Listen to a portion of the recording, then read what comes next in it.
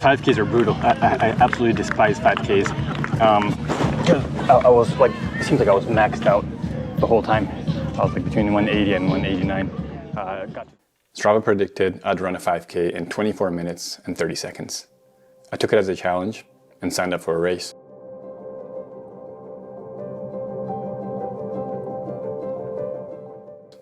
Welcome to my channel.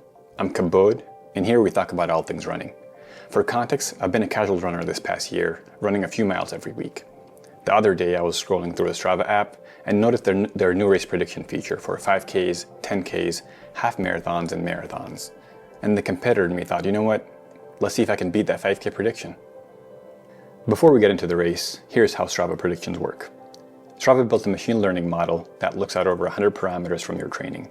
Stuff like your average pace, your longest runs, how often you run, and even your top performances. Based on that data, it predicts your race times. And the cool part is that predictions update automatically after every new run. But it's not perfect. It assumes a flat course, so no hills or altitude, and it doesn't factor in race day conditions. And of course, well, you'll need Strava Premium to even see this feature. Going into this 5K, I didn't have much experience. My only reference points were Strava's prediction of 24 minutes and 30 seconds, and my so-called 5K PR, which was actually just the last 3.1 miles of a half marathon I ran a year ago.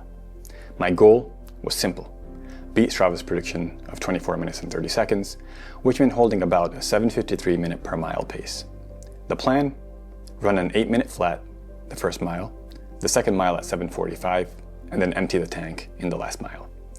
But things went sideways right from the start. My heart rate was already at 150 before the gun even went off. I think it's because I warmed up a little too close to the start of the race. And starting in the middle of the pack meant that I have to weave through slower runners. And by 0.1 miles in, my heart rate was already at 170. Not ideal if you're trying to beat the Strava prediction. The first half mile felt smooth. I tucked in right behind these two guys and cruised through the first mile at 7:35. Then they slowed down, so I latched onto the woman ahead of me. But you know what they say, never trust your first mile. By the 1.5 mile mark, I was already questioning if I could finish the race. And because the course was through a factory, we didn't really have any crowd support, which made the race that much harder. Mile 2 came in at 7:44. I still could not reel her in, so I focused on holding that pace. And the final mile was at 7:50. I ended up finishing the race in 23 minutes and 56 seconds, beating Strava's prediction by over 30 seconds. Halfway through, my legs started to feel a little heavy. And then at the end, I was able to pass this lady. Luckily, she had to get her baby, slowed her down a little bit, so I was able to catch up. Felt a little guilty, but it was a fun race. A good way for me to kind of know my baseline and moving forward, or I know what I can start to improve on. So how did I beat the prediction?